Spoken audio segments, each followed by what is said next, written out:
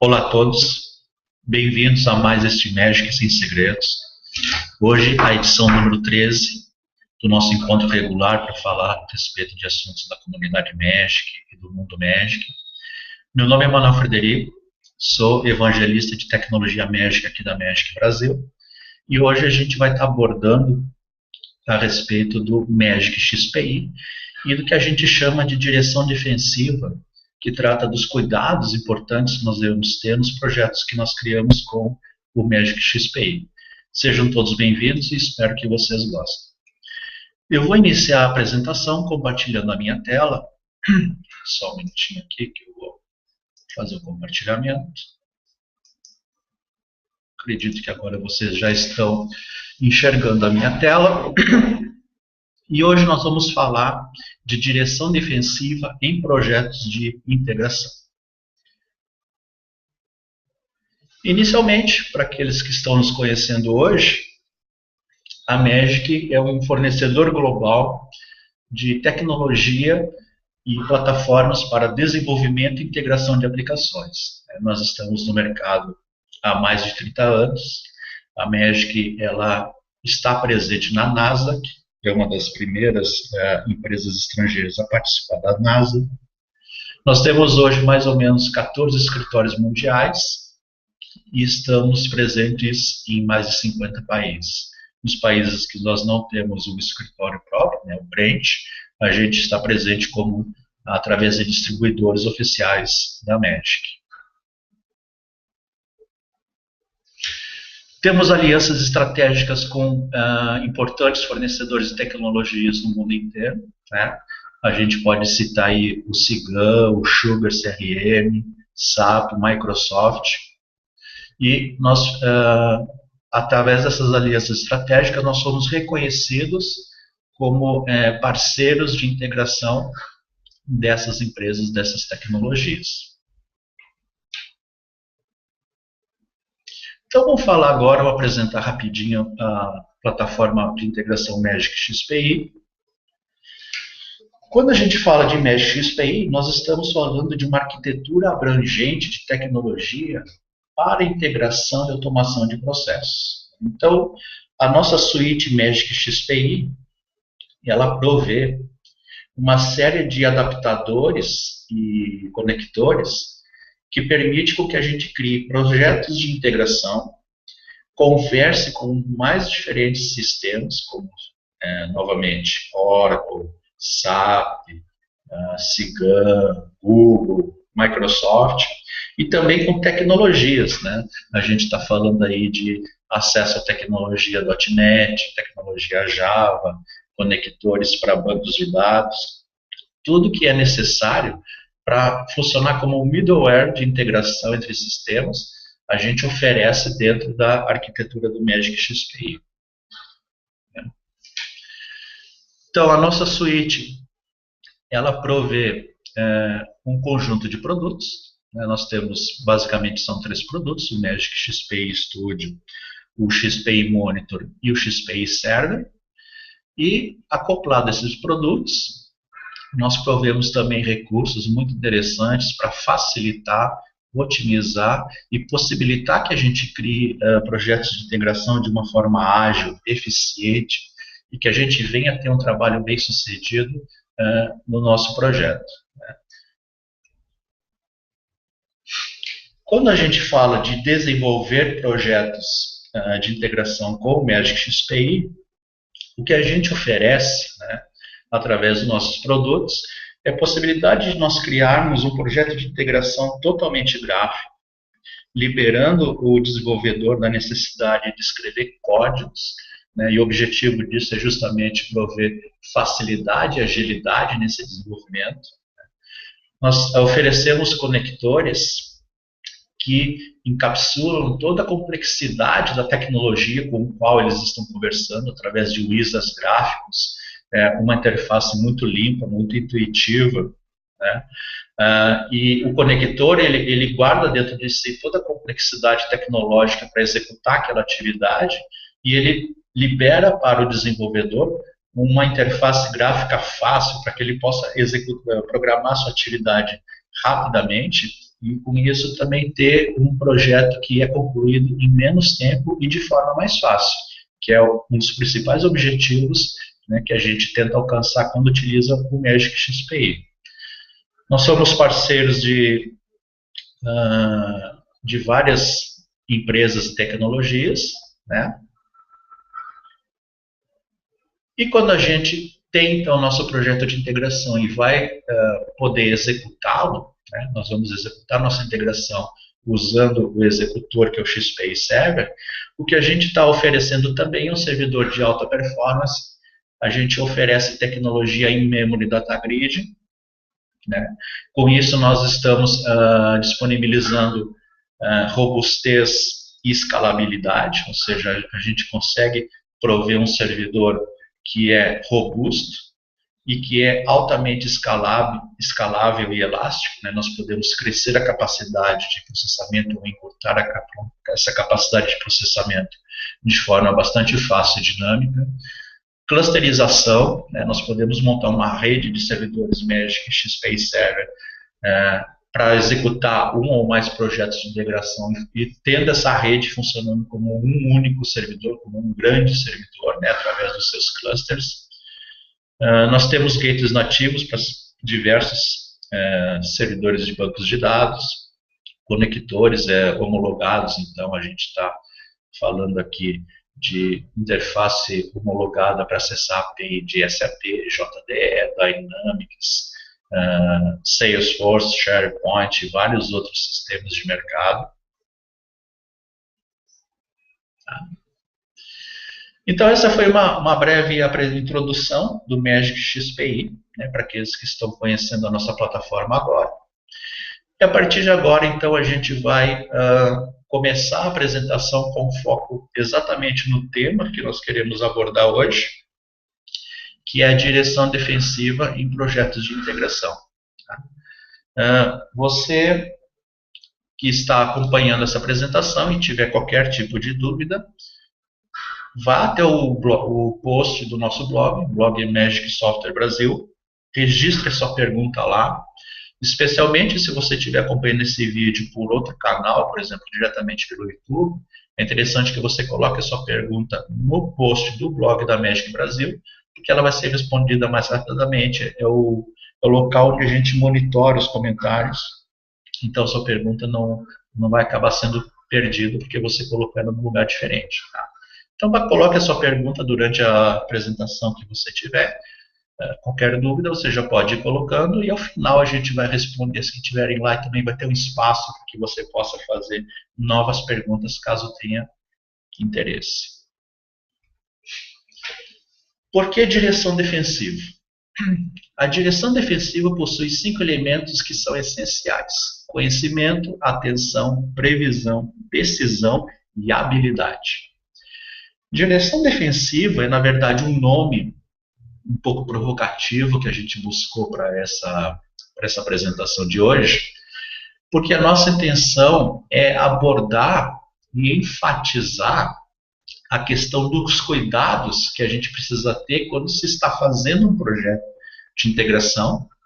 A gente está falando aqui, claro, de um projeto Magic XPI, mas na verdade esses cuidados eles não são específicos de Magic XPI, eles abrangem qualquer tipo de projeto de integração, e que por vezes a gente tem percebido, né, que esses cuidados eles não são levados muito a sério, ou eles são deixados de lado para dar preferência a outras atividades, outras ações, né, e isso tem o seu custo. A gente vai ver, através dessa apresentação, que toda etapa importante que nós pularmos, em algum momento ela vai aparecer e cobrar seu preço, né. Então, a direção defensiva é justamente para dar esse enfoque. Cuidados importantes que a gente deve ter durante um projeto de integração. Por exemplo, né, vamos imaginar um processo de integração onde eu tenho que... ele estaria terminado como um processo simples, mas ele não é um projeto totalmente fictício, é real, né, isso acontece realmente no mundo das empresas, no mundo real, esse tipo de processo. Então vamos imaginar que eu esteja desenhando uma integração, eu sou o fornecedor, estou combinando uma automação junto com os meus clientes e eu vou prover para eles um site FTP, onde eles vão poder colocar os seus pedidos automaticamente.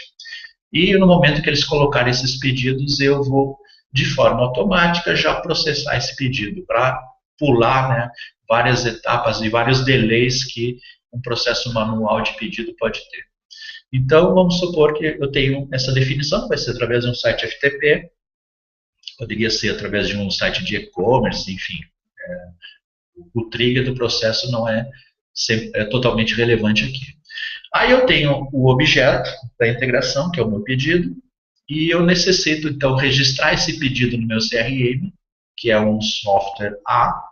Depois eu preciso registrar também no meu RP, né? O CRM é onde eu vou tratar de todo o relacionamento com o cliente, toda a vida útil dessa transação, mas o RP eu também preciso registrar lá, porque é onde eu vou cuidar da parte burocrática, a parte de logística, a parte de entrega, a parte fiscal, a parte de faturamento, etc. Então, eu preciso registrar isso no meu ERP também, além do CRM. Por questões que a gente não vai entrar a fundo agora também, existem alguns outros sistemas na minha organização que eu preciso registrar essa transação, registrar esse pedido também, a gente pode chamar isso de legado. Né? Então, eu tenho um legado lá que provê um web service para importar pedido, e quando o pedido chega, eu preciso registrar também nesse sistema. E, no final do processo, eu notifico, então, o cliente que eu recebi o pedido dele e estou tratando para que ele tenha um retorno, um feedback, e não pense, então, que o trabalho que ele fez, a solicitação que ele fez, ela não foi tratada, foi perdida. Então, como eu sou um desenvolvedor Magic XPI, eu imagino o seguinte, bom, esse é um processo simples, o Magic XPI é uma suíte de fácil desenvolvimento, rápido desenvolvimento. Então, se eu vou desenhar essa integração, eu posso desenhá-la dessa forma, ou seja, eu tenho o início do processo a partir do momento que o pedido chega na empresa. Então, eu tenho o Jira Scanner monitorando o site de FTP. Então, se o pedido chegar, o meu processo de integração XPI inicia. Aí, em seguida, eu pego essa informação, registro ela no meu CRM. Aqui eu estou representando ele pelo Salesforce, mas a gente está falando especificamente de qualquer CRM. Depois eu coloco no meu sistema de ERP, que é o desenho que nós definimos antes. Em seguida, eu vou registrar isso no meu sistema legado, consumindo um web service que eu tenho aqui dentro da empresa, e por final eu notifico o meu cliente que o pedido dele foi tratado, né, foi recebido, e eu elegi que a forma de fazer isso é através de um e-mail para esse cliente. Né? Então é um processo simples, realmente fácil. A gente pode dizer, inclusive, que é rápido. E isso é uma das coisas que nós oferecemos com o Magic XPI. Uma forma rápida, fácil, de se definir uma lógica de integração, implementar e levar ela a cabo. Né? Colocar isso para rodar e ter realmente o processo de integração executado. Só que a verdade é que no meio de todas essas etapas, muita coisa pode acontecer. Né? Eu posso fazer o registro desse pedido no meu CRM e a próxima etapa seria registrar ele no ERP, mas na verdade a etapa anterior falhou. Eu não tive sucesso em cadastrar isso no meu CRM. Especialmente se a gente está usando esse modelo aqui, né, onde nós estamos representando o sistema CRM por um sistema web. A web é um recurso muito volátil, nós não podemos confiar simplesmente que vamos fazer um acesso web a um determinado local e isso vai ser bem sucedido. Então, nós podemos solicitar o registro no CRM, mas ele falhou, ele não foi bem sucedido. Próxima etapa, né, eu vou cadastrar no ERP. Eu até posso ser bem sucedido, mas imagina que a anterior não foi, então eu já tenho pedido que deveria estar em 2 sistemas, mas vai estar em um só. né? Eu consigo gravar ele no RP, mas eu não consegui gravar ele no CRM. Então, eu já tenho um problema sério aqui no meu processo, porque furou a minha lógica, né? A lógica do meu processo, ela não foi executada corretamente. Eu precisava que estivesse nos dois e está em um só. E, consequentemente, né, em cada etapa da minha lógica de integração, eu estou suscetível a um tipo de falha, ou seja, a etapa anterior não teve sucesso. E eu estou imaginando que o pedido que chegou, ele foi até o final dos processamentos, que é quando ele chega para o cliente o aviso de que o pedido dele foi recebido e registrado, mas na verdade muita coisa pode ter dado errado nesse meio do caminho. Como poderia ser, né? Então, imaginando aquele cenário, a gente está pensando, isso aqui não é uma definição absoluta, né? Isso aqui é uma proposição, que nós poderíamos, então, exatamente naquele mesmo cenário que foi descrito anteriormente, nós poderíamos receber esse pedido, nós poderíamos colocar ele num depósito de pedidos recebidos, né? Marcar esse pedido como um novo documento, um novo pedido que chegou. Depois nós acionamos um segundo processo, que é o processo de processamento de novos pedidos, né, de pedidos que chegaram. Esse processo, ele pega o documento, ele analisa através daquela marca que a gente usou, qual é o estágio que esse documento está. Então, por exemplo, se ele está no estágio 1, é porque ele precisa ser registrado no CRM. Então, o fluxo, na verdade, o fluxo aqui não é exatamente um único fluxo de Magic XPI, é o fluxo do processo, né, gente? Na hora, a implementação física dele pode se desdobrar em vários fluxos de Magic XPI. Então, o fluxo de processamento pega esse documento, ele vê que está junto, ele tem que botar no CRM, ele aciona essa operação de gravar no CRM, depois ele verifica se foi bem sucedido ou não. Caso que ele foi bem sucedido, ele pode pegar esse documento e manter ele no depósito de novos pedidos, porém já com uma nova tag, né? Ele já é um documento que já está no estágio 2 de processamento. Ou se ele não foi bem sucedido, ele vai disparar então uma outra lógica, que é uma lógica de tratamento de erro, ou seja, não foi bem sucedido em registrar no CRM esse pedido. Eu não quero perder o pedido, simplesmente parar com tudo e fazer de conta que eu não recebi esse pedido do cliente. Eu preciso tratar essa informação, que aqui está representada por esse desenho, né, tratar erro, mas na verdade esse desenho ele pode se desdobrar numa lógica bem mais complexa e detalhada do que é realmente esse tratamento de erro, assim, o que eu vou fazer. Algumas coisas eu posso tentar fazer automaticamente, outras talvez eu tenha que acionar pessoas, né, acionar recursos, que são os colaboradores para fazer uma intervenção manual no processo, e etc. e tal. Né, se o documento avançou para o estágio 2, o processador de pedidos já pega esse documento novamente, só que ele já está no estágio 2, significa que ele precisa entrar no RP. Novamente, outra vez ele faz o mesmo tipo de teste, porém se ele falhou no RP, eu tenho que tratar essa falha. E esse tratamento ele já é mais complexo que o anterior, porque agora eu tenho um pedido que não entrou no segundo sistema, mas já está no primeiro. Né? Então eu tenho que ter uma lógica de processo. O que eu faço se o pedido não entrou no segundo sistema, mas entrou no primeiro? Ou, nesse caso aqui, o pedido não entrou no terceiro sistema, mas já entrou no primeiro e no segundo. Como é que eu prevejo isso no meu desenvolvimento? Né?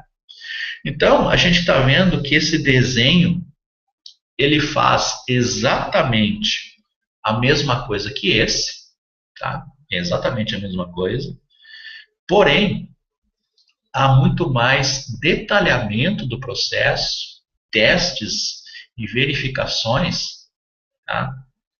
Do que a gente fez aqui. E esse é justamente o foco, né, que a gente está querendo dar nesta apresentação, que a mesma coisa ela pode ser feita de uma forma simples, rápida e direta, porém sujeita a muitas falhas, ou de uma forma mais cuidadosa, né, de uma forma mais trabalhada, de uma forma mais, ah, como é que eu vou dizer assim, de uma forma mais correta, né? Ou seja, quando a gente está desenhando um processo, a gente não pode se preocupar apenas com as coisas que precisam ser feitas. A gente tem que executar uma atividade, mas estar preparado, né, para as exceções, para que aquela atividade que deveria ter dado certo, ela não deu, e caso não deu, o que eu tenho que fazer isso no processo? Uma coisa muito importante que a gente entende que vale a pena ressaltar, isso aqui ele é definido numa etapa do desenvolvimento de um projeto de integração que se chama análise, né? Então, um projeto de integração, assim como um projeto de desenvolvimento de sistemas, ele tem várias etapas, né? E uma delas é a análise do que precisa ser feito. E essa análise na integração, por vezes, ela é executada muito superficialmente, né? A gente tem observado, né, nós que trabalhamos com integração e mesmo com sistemas, a gente tem sido constantemente pressionado a produzir orçamentos de trabalho cada vez mais enxutos, né? Orçamentos que sejam mais reduzidos, tanto em valor, como em quantidade de esforço, como também em prazo de entrega, entrega, na verdade. E talvez, né, esse seja um dos motivos que a etapa da análise não esteja sendo tratada com todo o cuidado que ela necessita. Tá? Só que, como a gente mencionou anteriormente, tudo aquilo que nós pularmos, tudo aquilo que for importante e nós negligenciarmos, isso vai aparecer em algum momento e vai cobrar o seu preço. Então, se eu fizer esse processo, eu entrego esse projeto desenhado dessa forma, ele é um bom projeto enquanto a sorte estiver a favor e tudo estiver dando certo. No momento em que um problema ocorre, que é um problema conhecido, ou seja, a gente poderia realmente esperar que ele era possível de acontecer, nós vamos ter então um trabalho que não vai produzir o resultado esperado. Então, se ele não produzir o resultado esperado, automaticamente ele vai ser reconhecido como um trabalho que não deu certo, eventualmente, inclusive, como um trabalho que não foi bem feito, e invariavelmente a gente vai ter alguém insatisfeito nesse processo todo, né? Sendo que poderíamos ter evitado, óbvio que não 100%, né? A gente não está falando aqui de uma coisa irreal, de oferecer 100% de segurança, 100% de sucesso, 100% de nada, né? Mas a nossa parte, ou seja, o que a gente pode prever, a gente tem que se preparar para isso, né? Então, é muito importante para o sucesso do nosso projeto de integração, não apenas a questão da tecnologia. Eu estou com um bom produto, eu estou com um bom grupo de recursos, mas também em compreender corretamente o processo que se está integrando, automatizando, né? E ter todo o cuidado em cada etapa. Ou seja, existem realmente situações em que aquela etapa pode não obter sucesso, e se eu consigo prever isso, o que eu vou fazer em relação a isso, né? Eu preciso ter esse cuidado no meu projeto de integração. Por isso, inclusive, que a gente usou esse nome direção defensiva, né? Direção defensiva não é apenas quando eu estou dirigindo e executando a minha tarefa, ou seja, fazendo a minha parte. Eu estou dirigindo e também me defendendo, cuidando como os outros estão dirigindo, o que está acontecendo ao meu redor e como que eu posso me prevenir de eventuais desastres. Tá?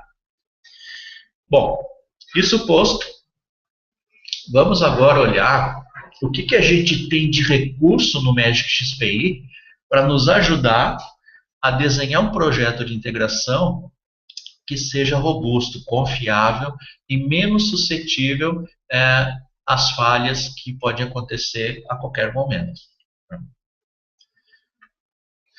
Vamos iniciar através do entendimento de como funciona cada componente de integração. Então, nós temos lá no Magic XPI uma biblioteca de componentes, cada componente é destinado a executar uma determinada tarefa.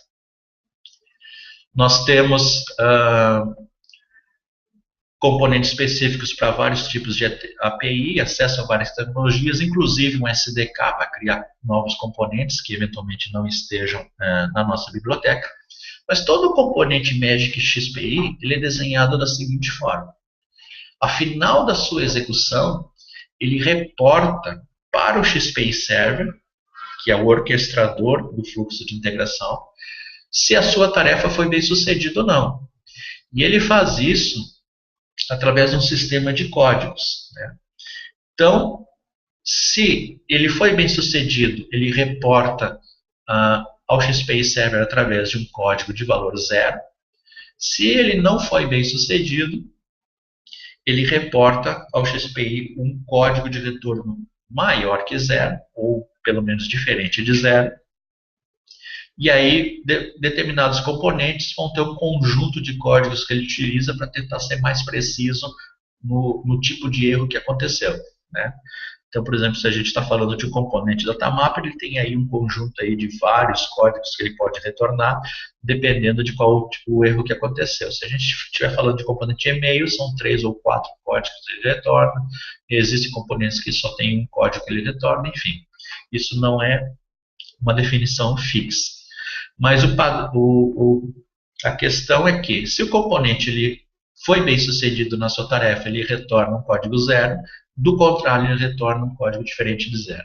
E isso está presente numa variável de fluxo, na verdade é uma variável de fluxo de integração, mas ela é tecnicamente uma variável de contexto, uma variável reservada do Magic XPI que se chama sysErrorCode. Tá? Então, ao final de cada execução de um componente, sysErrorCode conterá 0, se aquela execução foi bem sucedida, e alguma coisa diferente de 0, caso contrário. Né? Nós temos também uma segunda variável chamada lastErrorCode, que ela é atualizada ao mesmo tempo que sysErrorCode é atualizado, em caso de erro, mas em caso de sucesso ela retém o valor do último erro ocorrido. Né? sysErrorCode, ao contrário, ela é zerada sempre antes da execução do próximo componente. lastErrorCode não, ela retém o seu valor para que eu possa fazer uma referência a isso posteriormente, caso seja interessante para mim. Né? Então, cada componente ele tem esse sistema aqui de notificação para o Magic XPI Server, e vamos dar uma olhada então em um projeto de integração, aonde a gente tem aqui um fluxo, um fluxo simples. Talvez você não ache simples, mas para mim ele parece simples, eu acabo falando sempre que é um fluxo simples. Nós vamos consumir um web service, né? E o web service, por natureza, né, toda chamada de web service, ela é uma tarefa muito suscetível a problema. Problema não no mau sentido, tá?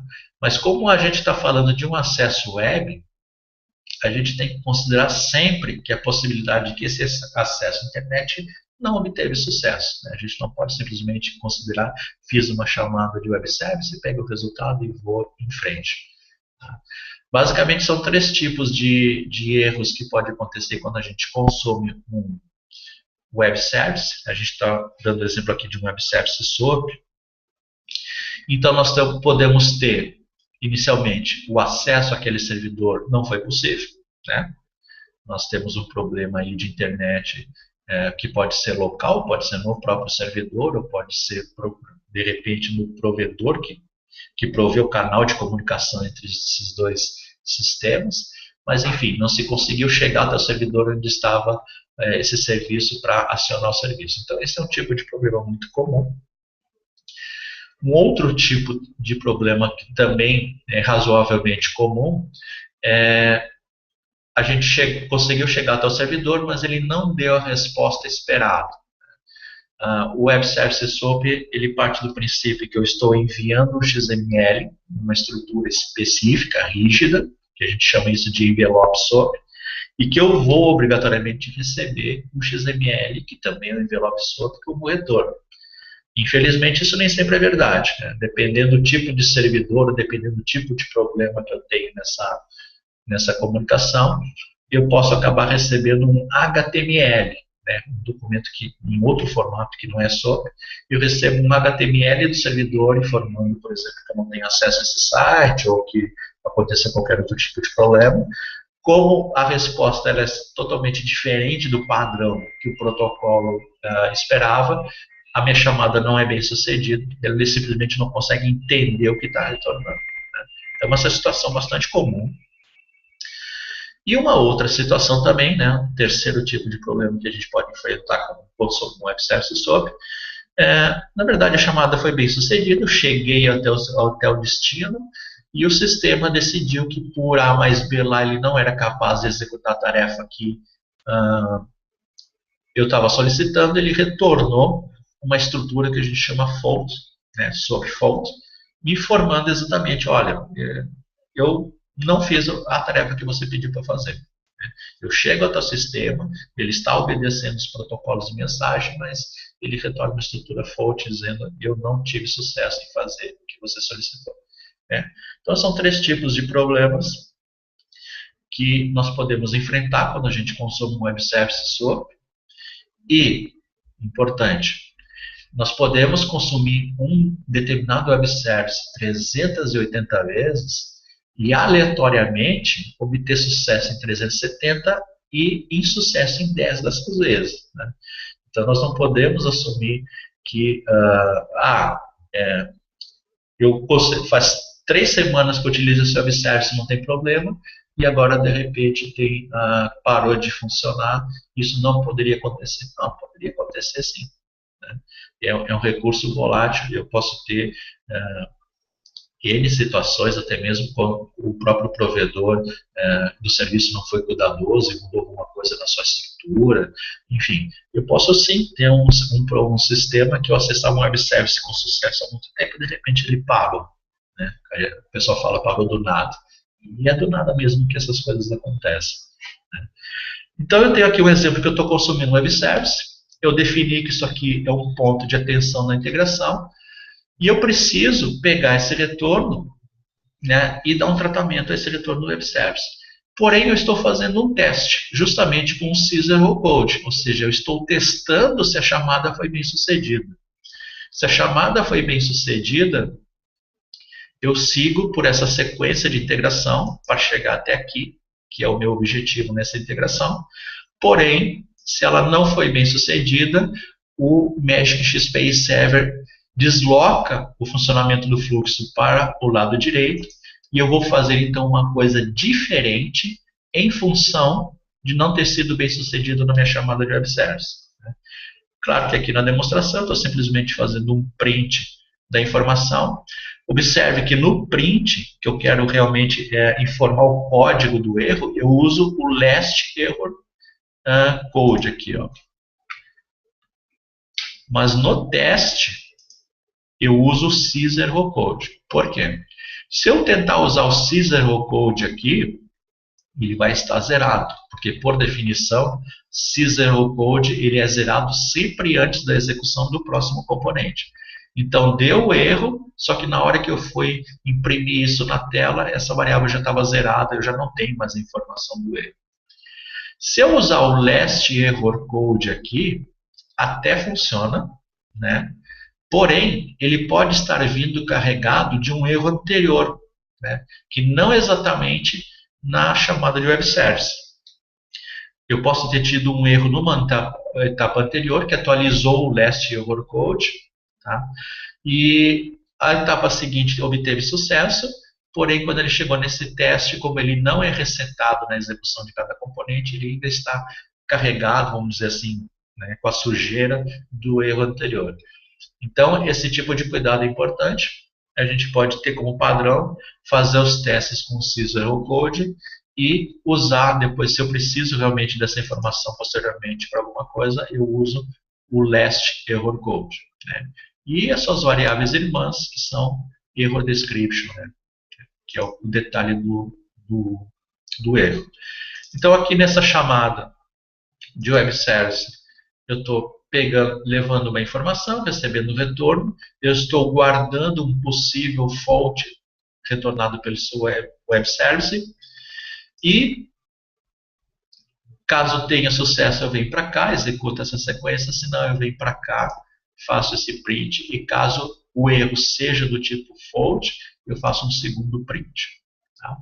Então, isso aqui é um exemplo de como a gente pode usar o Cicero Code para direcionar a lógica do fluxo em função de sucesso ou insucesso, né, de uma determinada etapa. A gente está fazendo aqui é um if, né? If teve sucesso, executa para cá, se não, executa para cá. Okay?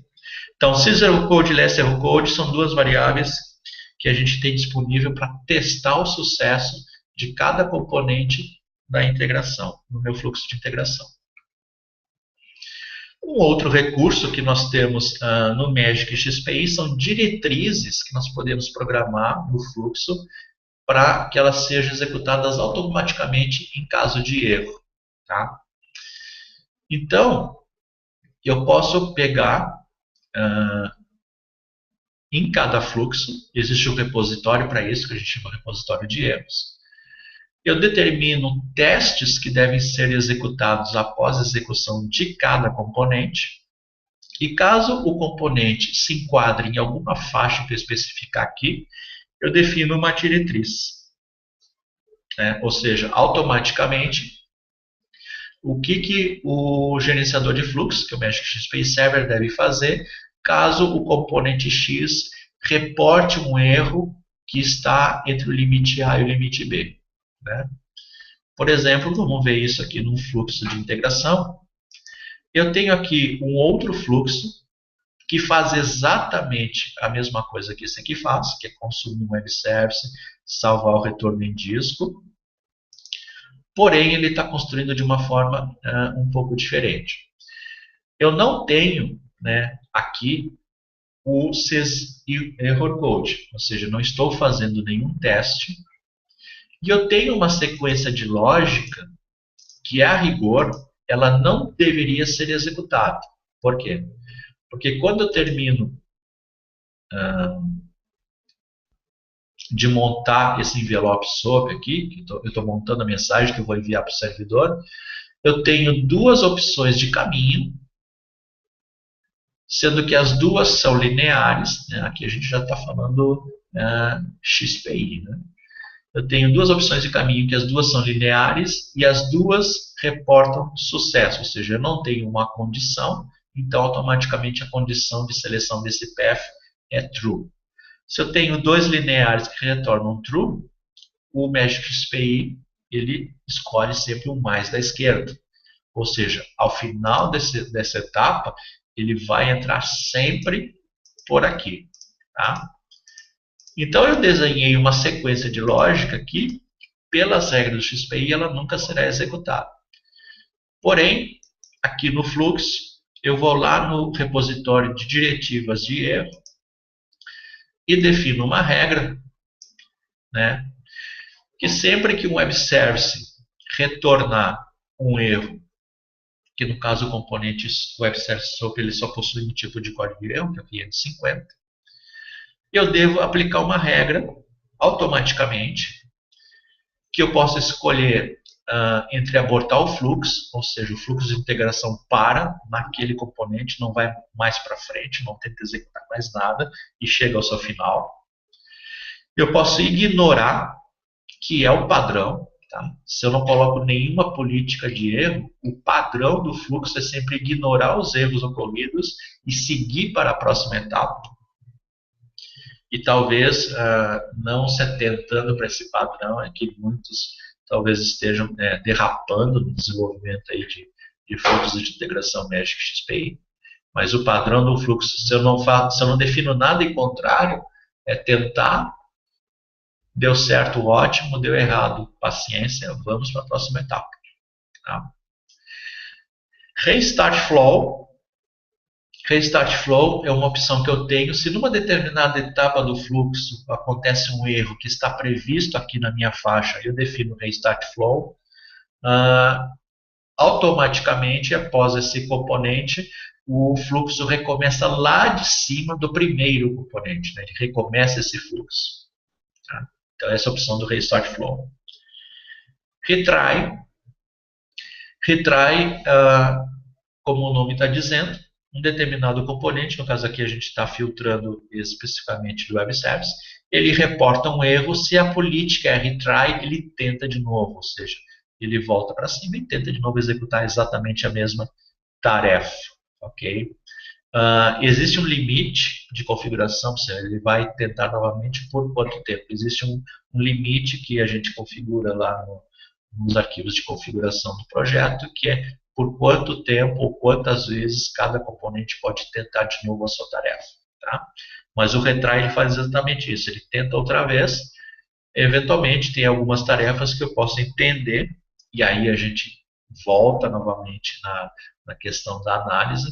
Existem algumas tarefas que eu posso entender que se ela falhar, tentar de novo é uma boa solução, e outras tarefas não, né? Eu preciso fazer uma coisa diferente em caso ela falhe.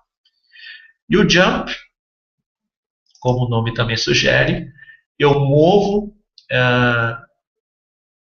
de maneira forçada a sequência do fluxo para um outro componente qualquer dentro daqueles que estão desenhados no meu fluxo de integração. Né? Então, ou seja, esse caminho natural que é definido por essa linha, ele é desconsiderado e eu faço um jump, que é exatamente um goto. Né? O goto ele também faz jumps. Eu faço um jump para um componente qualquer do meu fluxo, qualquer componente do meu fluxo. Né? Então, nesse caso aqui, eu desenhei uma integração que sempre vem por aqui, mas se houver algum erro relacionado à chamada de web service, a integração pula automaticamente para esse componente aqui, e aí ele segue daqui, né? Aí ele começa a pegar os caminhos, se tiver testes, ele vai fazer testes e vai continuar a integração já desse outro caminho que eu defini aqui. Então isso aqui é uma espécie de sequência de integração que fica adormecida, ela só é ativada no fluxo realmente se acontecer um erro desse tipo aqui. Adicionalmente, né, a minha diretiva de erro, eu posso definir uma notificação. Eu posso definir uma notificação por e-mail, ou seja, o Magic, eu não preciso desenhar um e-mail, o Magic Display monta automaticamente o e-mail e envia para um determinado endereço, que ele é definido como o endereço do administrador do projeto. Né? Ou eu posso definir também uma notificação SNMP, tá? E aí, através de configurações SNMP que eu faço na minha máquina, no próprio Magic SPI, todos esses erros são reportados para aqueles sistemas que monitoram SNMP. SNMP é um protocolo que as aplicações podem utilizar para interfacear com outros sistemas responsáveis por monitorar o funcionamento de outros sistemas. Então, é uma espécie de grande monitor, onde vários sistemas se registram e vão reportando se estão funcionando bem, estão funcionando mal, se aconteceu alguma coisa. Né? Então, existe um protocolo chamado SNMP, que ele foi desenhado para isso. Tá? Mas não é o objeto da apresentação, a gente não vai detalhar muito sobre isso. No caso aqui, a gente desenhou uma diretiva que é fazer um jump para cá e enviar um e-mail. Esse e-mail, a gente está falando do e-mail que é definido aqui no Project Properties, tá? Environment, e aí a gente define aqui um endereço de e-mail, né? Obviamente tem que associar isso a um resource para ele poder conectar no servidor e mandar mensagem. E esse endereço ele é automaticamente definido como responsável pela execução do projeto. Então, toda vez que o projeto inicia, ele recebe uma mensagem automática, toda vez que o projeto é parado, ele recebe uma mensagem automática, toda vez que acontece algum tipo de erro interceptado por uma diretriz, ele recebe uma mensagem automática. Tá? Então, isso são as diretrizes de erro que nós podemos definir no fluxo. Aqui nós temos, voltando lá no repositório, a gente tem uma só, mas como botão new nós podemos definir N faixas de diretrizes, ok? para que o server controle automaticamente o que fazer em caso de erro de uma determinada tarefa. Tá? Então, são diretrizes para erros, um repositório específico para isso. Depois nós temos também um outro recurso, que é uma lógica adicional em caso de erro. Tá? Então, nós podemos associar a cada fluxo um outro fluxo, né? Claro, de preferência que seja um outro, que não seja ele mesmo, que ele é disparado automaticamente quando um erro ocorre. Então, quando um erro ocorre e existe um fluxo de erro associado a esse fluxo onde ocorreu o erro, esse fluxo é chamado automaticamente pelo Magic Space Server e no final da conclusão desse fluxo, o Magic Space Server vai verificar as políticas de erro. Né? Se tiver alguma, ele vai tentar aplicar. Se não tiver nenhum erro de fluxo, nenhum fluxo de erro associado, ele parte diretamente para testar as políticas de erro em caso de erro. Né? Então, onde é que esse fluxo é definido? Então, aqui, vamos pegar esse mesmo projeto. Vocês podem ver que eles são iguais, esses fluxos aqui, ó, este e este. Né? Um é cópia do outro. Esse aqui tem as mesmas diretrizes de erro, porém, ele tem também uma outra coisa, que é um error flow. Tá? Eu posso usar combinado error flow mais error policy, ou eu posso usar só error policy, ou eu posso usar só error flow, ou eventualmente, né, a maioria das vezes, acaba que não usa nenhum dos dois. Então, no error flow, eu seleciono qual é o fluxo que vai ser associado à existência de erros na execução das atividades, e toda vez que alguma atividade reporta erro, esse fluxo é acionado automaticamente, tá? Para que eu possa fazer alguma coisa. Nesse fluxo, eu vou ter last error code preenchido com o código do problema que aconteceu. Né? E, importante, ao final do fluxo, se eu quiser que o error policy seja testado, eu tenho o error flow. O fluxo, ele é a primeira coisa que acontece quando o erro ocorre na integração, o error flow é acionado caso ele exista. Se eu terminei de executar todas as tarefas relacionadas a esse erro, eu quero que o error policy também entre em ação, eu devo restaurar a minha variável syserrorCode com o valor do erro original. Tá? Então, vamos ver aqui se ele vai abrir aqui. Ó. Então, syserrorCode, eu estou restaurando para ela o valor do código do erro, que é o valor que eu salvei aqui no início. Se eu não restaurar o syserrorCode, somente o error flow será executado e o error policy não será aplicado. Tá? Por quê? Porque quando o sistema for testar o error policy, o syserrorCode já vai estar zerado, porque ele é zerado automaticamente antes de começar a rodar o primeiro componente do meu error flow. Então, se eu quero que o error policy também seja avaliado ao final de um error flow, eu restauro o valor dele aqui. Se é do meu interesse que não, ou seja, eu quero executar apenas o error flow e o error policy eu quero descartar, simplesmente eu não faço nada, não restauro o valor e só o error flow será acionado. Então, nesse caso aqui, se ocorrer um erro de componente, ele roda esse fluxo, no final ele avalia o error policy e move a sequência de execução para cá. Ok? Então, esse é um outro recurso que nós temos para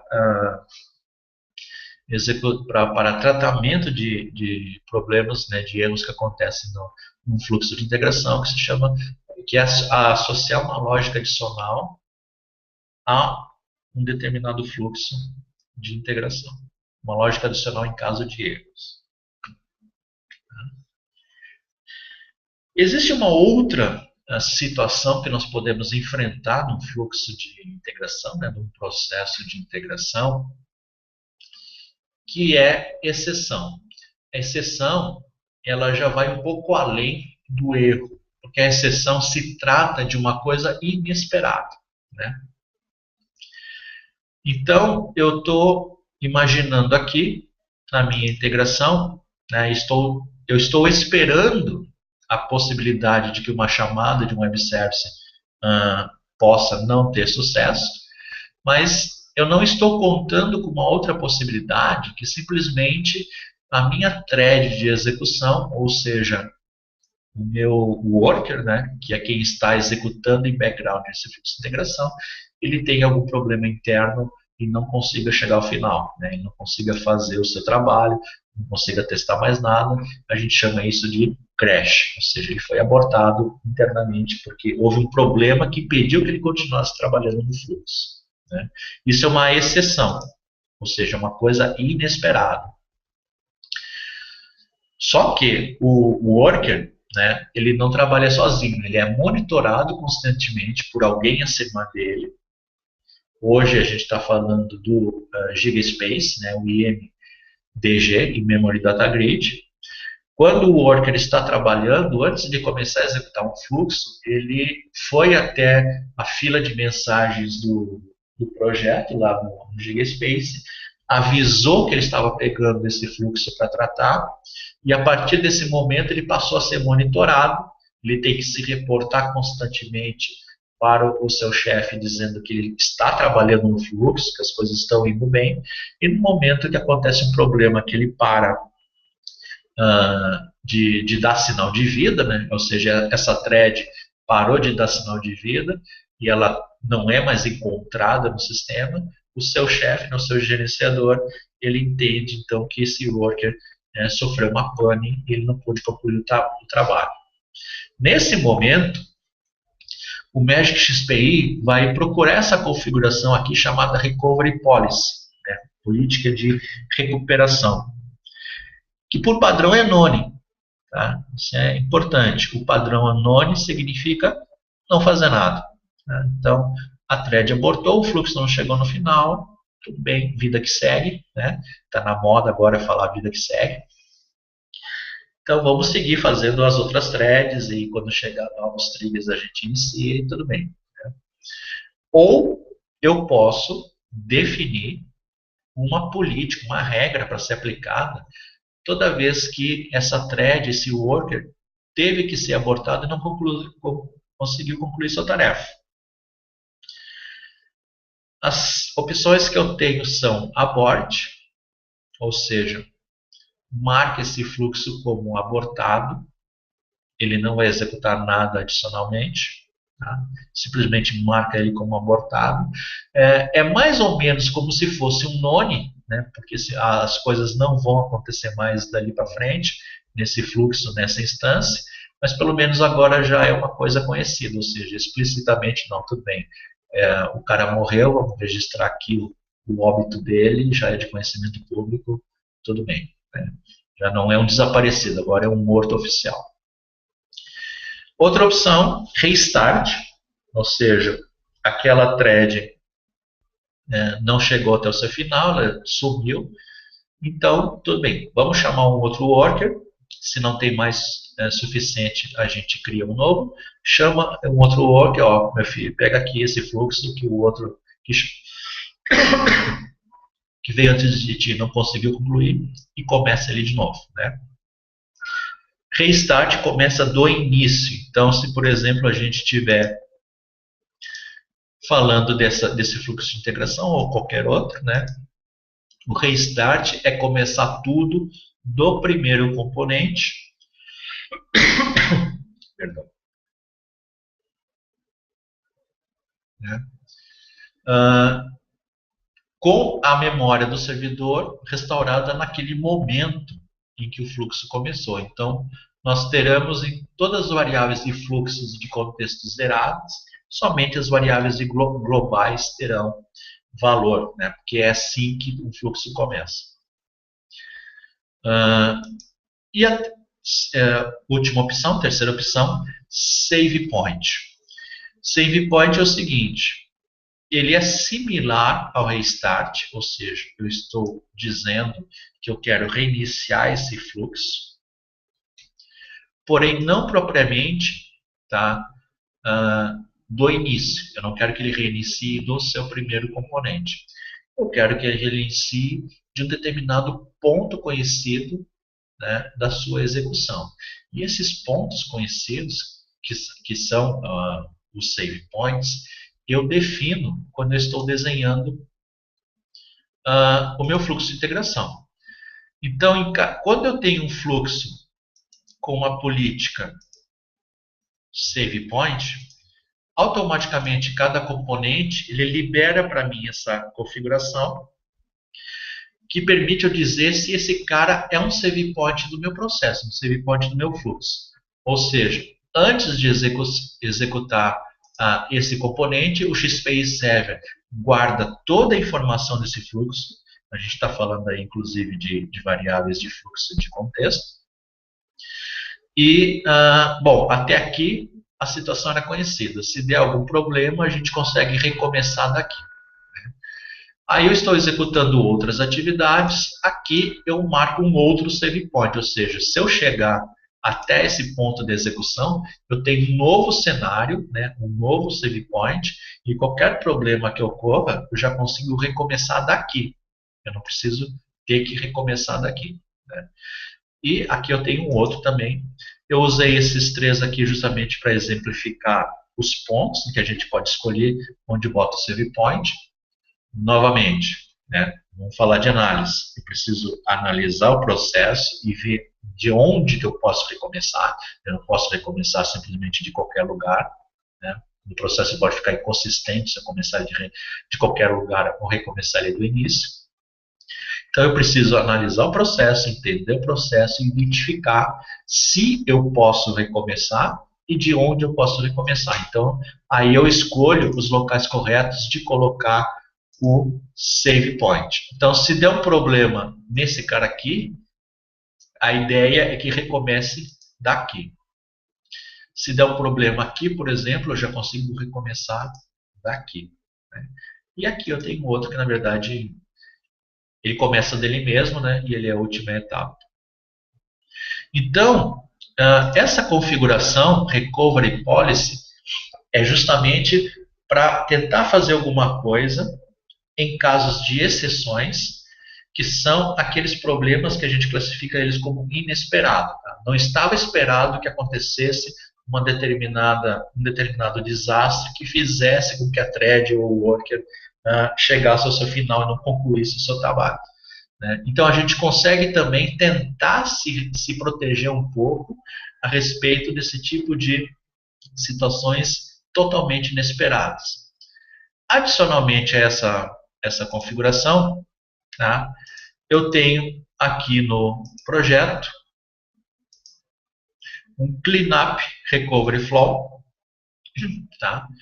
Que é um fluxo, assim como o Error Flow, eu posso associar um fluxo que ele seja executado sempre quando o sistema estiver se recuperando de uma exceção inesperada. Tá? Então, se eu associar esse Cleanup Recovery Flow, o sistema ele detecta, tá? Primeiro o que ele faz? Bom, ele olha aqui se tem none. Se tem none não é para fazer nada, né? Vida que segue. Se tiver alguma política, bom, o cara estava tentando prever a situação.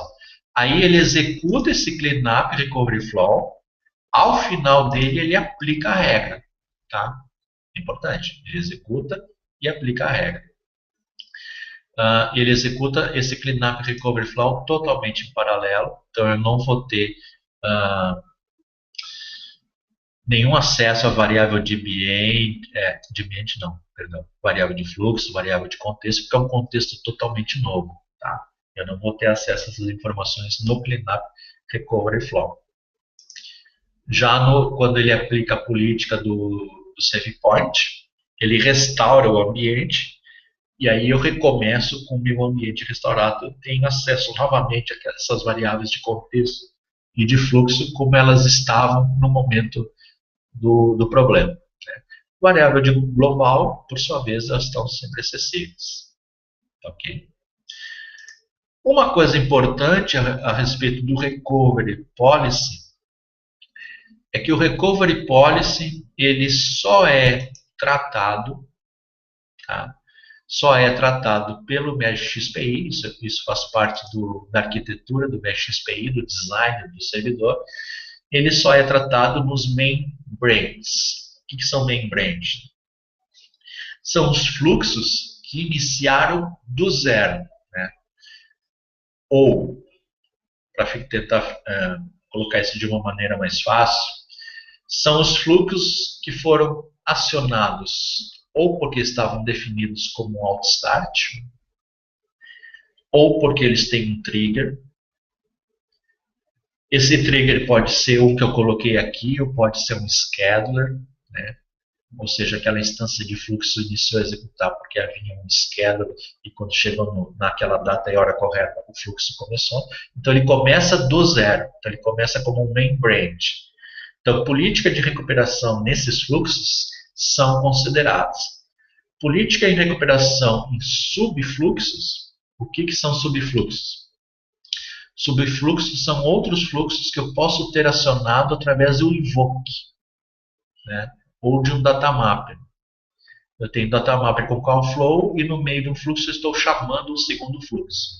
Esse segundo fluxo é tratado como um subfluxo e a política que tiver definida nele não vai ser observada. Tá? Só a política do fluxo que o chamou, caso o fluxo que tenha chamado ele tenha iniciado limpinho, iniciado do zero. Tá? Se eu fiz um invoke flow, não um invoke flow delay, tá? Porque o invoke flow delay na verdade é um atalho para agendamento. Mas se eu fiz um invoke flow que eu chamei esse cara de forma assíncrona e o problema aconteceu dentro dele, a política nele não é observada, porque ele é um subfluxo. Inclusive, eu acho que no próprio monitor aparece lá a informação subflow, né? Ele foi acionado como um subfluxo. Agora, as políticas que estão nos membranes, que são os fluxos que são iniciados do zero, elas são observadas em caso de exceção. Ok?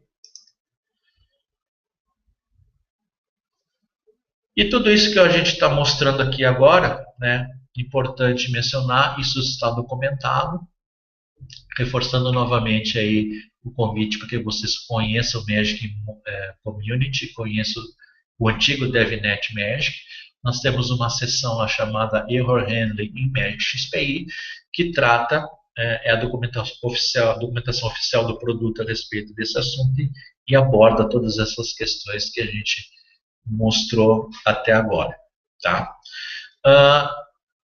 Como é de praxe, né, vamos tentar ver na prática tudo isso que a gente falou a respeito de estratégia para exceções, lógica adicional em caso de erro, diretrizes em caso de erro e tratando o retorno de cada componente. Então vamos ver isso funcionando na prática através de um projeto exemplo que nós temos aqui, que é exatamente esse aqui que vocês viram no estúdio. Tá? Eu vou iniciar ele.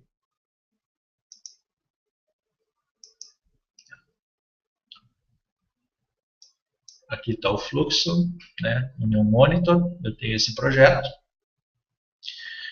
Esse projeto, então, eu tenho aqui esses caras todos como auto start e esse aqui como trigger. Né? Todo esse aqui ele é usado, mas ele não faz parte assim, ele não é objeto da demonstração, eu não vou me ater a ele. Ele é o cara que provê o web service que eu estou chamando aqui, na verdade. Tá? Então, esses fluxos eles são iniciados como auto-start, então eles são membranes. Política de erro que eu colocar aqui, ela é observada. E esse aqui é iniciado por uma trigger, então ele também inicia como um membrane, toda vez que essa trigger dispara. A política de erro que eu coloco aqui, ela é observada. Tá? Então, por exemplo, o retorno de componente. Vou pegar aqui, retorno de componente. Eu tenho a execução desse fluxo e, ora, ele tem sucesso, ora não. Tá? Então, lá de baixo, desde a primeira chamada teve insucesso, a segunda chamada já teve sucesso, ou seja, não tive falha de web service, consegui chegar no final do fluxo. Aí eu tenho a terceira chamada teve insucesso, tá? A regra aqui não é um sim, um não, tá? É uma regra aleatória que a gente colocou. Algumas vezes a chamada vai ter sucesso, outras ela vai falhar, tá? Então, através do teste que eu tenho aqui, quando eu tenho sucesso, eu pego esse caminho, né? Vou pegar esse exemplo aqui embaixo. Esse aqui eu tenho caminho. Eu tive sucesso na chamada, então eu venho para cá, eu salvo o resultado no disco, eu vou fazer um print aqui do retorno, né? E chego no final do fluxo, tudo bem. Aí uma outra ocasião eu rodei esse fluxo, só que aí a minha chamada teve insucesso. A minha chamada não foi bem sucedida do web service, ele direciona por causa do meu teste para cá, então eu vou fazer uma coisa diferente, que é na verdade só também fazer um print do erro, ok? Então ele rejeitou esse valor que eu passei no argumento 2, ele não aceitou essa informação e retornou um fault. Né? Então eu tomei um caminho diferente e eu testei isso com as variáveis, né, syservocode, e desenhei aqui um caminho diferente nesse teste. Segundo exemplo, eu também estou chamando o mesmo web service, porém eu não estou testando com syservocode, tá? E eu peguei então e defini diretrizes de erro, né, error policy. Então, em qualquer caso de erro de web service, pula diretamente para o componente ban e manda um e-mail, né, um e-mail automático do sistema. Então, nesse cara aqui, ó, eu tenho momentos em que eu sou bem sucedido na chamada do web service, e aí eu consigo chegar no final do fluxo, e em alguns momentos eu sou mal sucedido. Tá? Assim que o componente web service termina, o Magic XP Server analisa o error policy, ele vê que tem uma regra e ele faz um jump. Tá vendo aqui, ó, jump steps. Então ele pula automaticamente, né? O próximo passo seria esse aqui, né? Ele pula daqui para cá e pega esse caminho. Tá? Então isso aqui é definido pelo meu error policy, aí ele faz os dois prints do erro. Esse terceiro fluxo aqui, ele é exatamente igual ao primeiro, mas ele tem um error flow. Tá? Ele tem um error flow que é para ser acionado em caso de erro. Nesse error flow é um fluxo normal do Magic XPI, eu posso colocar qualquer tipo de lógica válida do Magic XPI aqui. Então, nesse segundo fluxo, quando, por exemplo, aqui eu estou tendo sucesso, eu venho para cá normalmente, chego ao final do fluxo, e algumas vezes eu tenho insucesso, né, na chamada do web service, automaticamente ele chama o error flow, que é esse cara aqui, que foi associado ao fluxo, né, que ele basicamente o que ele está fazendo aqui é um log, né, eu estou fazendo um log txt do erro ocorrido. Okay. Ele chama o fluxo de erro e exclusivamente porque eu estou restaurando o syservocode a final desse fluxo de erro, ele consegue também aplicar a política de erro, tá? E fazer o jump. Tá? Se eu não restaurasse o syservocode aqui, ele não aplicaria a política. O que ele faria? Ele passaria diretamente para o próximo cara aqui. Né? Não existe nenhum teste, nem nada aqui, ele passaria para o próximo cara. Tá? Mas como eu restaurei o syservocode, ele aplica a política. A política definida é fazer esse jump e mandar um e-mail. Tá? Então, eu tenho, deixa eu ver aqui, ó, vários e-mails automáticos do Magic XPI, né? Onde isso é montado automaticamente pelo Magic XPI, eu não defino texto, subject, nada, né? O XPI Server monta esse e-mail e me notifica, né, dizendo qual é o projeto, qual é o fluxo e tal, o tipo de erro que aconteceu. E se caso a diretiva fosse um SNMP, ele colocaria essa informação automaticamente dentro do monitor SNMP. E aí no painel estaria aparecendo lá que um determinado fluxo, o projeto de integração não foi bem sucedido, etc. e tal. Tá? Então, os três estilos, né, os três recursos estão exemplificados aqui. Perdão. Então, eu tenho o teste através do Zero Code, a política de erro e política de erro e mais política de erro com lógica adicional. E eu tenho aqui uma outra situação, que é eventualmente uma exceção, né, uma situação inesperada. Eu tenho aqui esse fluxo que ele nasce quando um arquivo cai numa determinada pasta, lá que está monitorando. Aí ele vem executando ações, né, diversas ações aqui da minha integração. Caso eu tenha um problema em alguma delas, eu já defini alguns save points, que se por acaso houver uma exceção e a thread é abortada, eu consiga me restaurar daqui.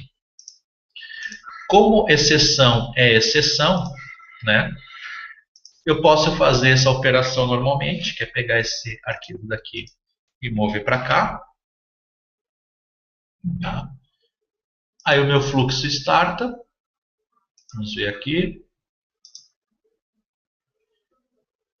Ele vem, ação 1, ação 2, ação 3, 4, aí chega no seu final, deu tudo certo.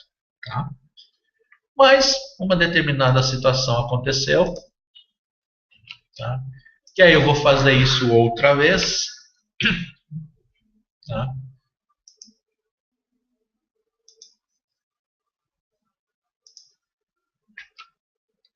E aí aconteceu um problema, né? A thread work está indo para o beleléu. Ele não vai conseguir terminar a sua tarefa, né? Há uma situação que às vezes a gente pensa assim, mas o que será que aconteceu, né?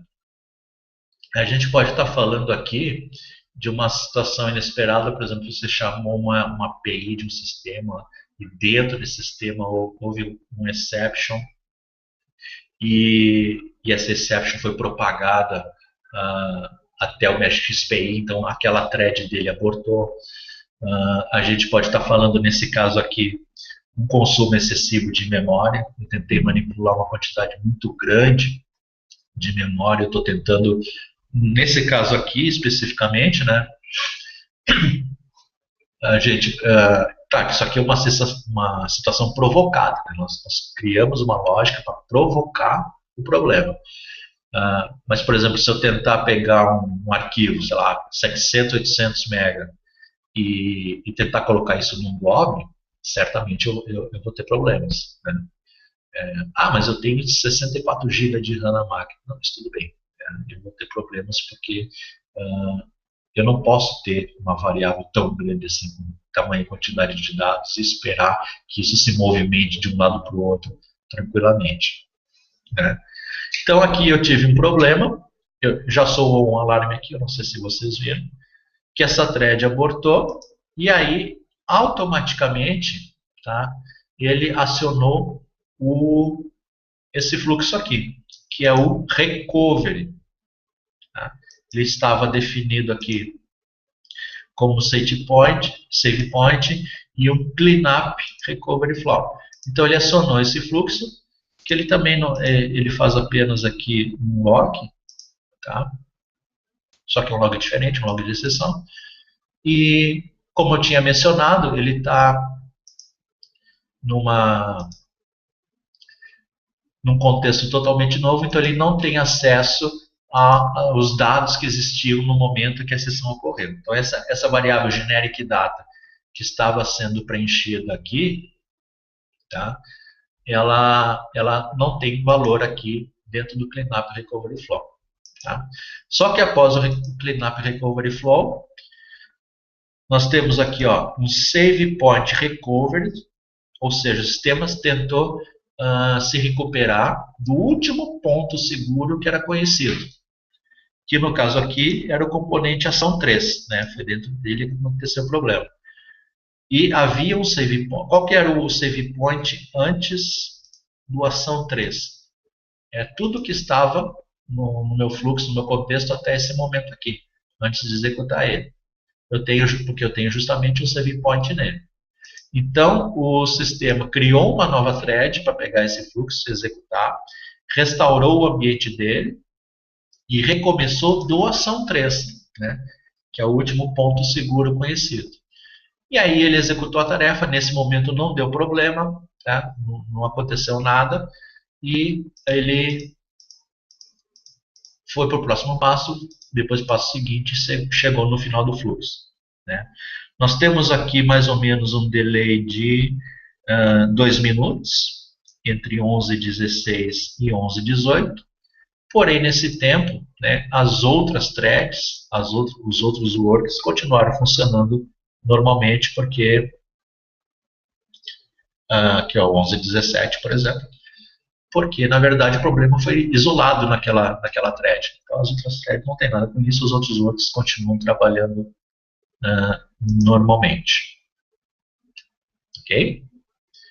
Então esse é o exemplo prático dessas regras, né, desses recursos que a gente tem no Magic XP para desenhar fluxos e projetos de integração de uma forma mais robusta, mais eficiente, mais à prova de erros, né, dentro, claro, do que é possível fazer.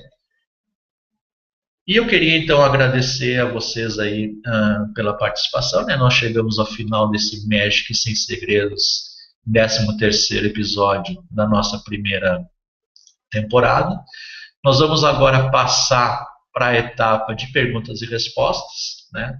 Se você tem alguma dúvida que você ainda não colocou, você pode ir até o blog, lá, o post do blog, e colocar sua dúvida.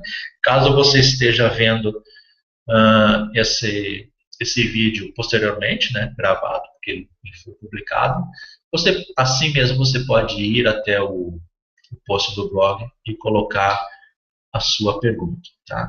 Agora eu vou descompartilhar minha tela. Ok? E eu vou começar então a ver aqui as perguntas que nós temos a respeito da apresentação de hoje. Tá? Deixa eu ver aqui. Não temos ainda nenhuma pergunta nos comentários pendentes. Vou dar um tempo então assim para o pessoal se organizar e fazer sua pergunta.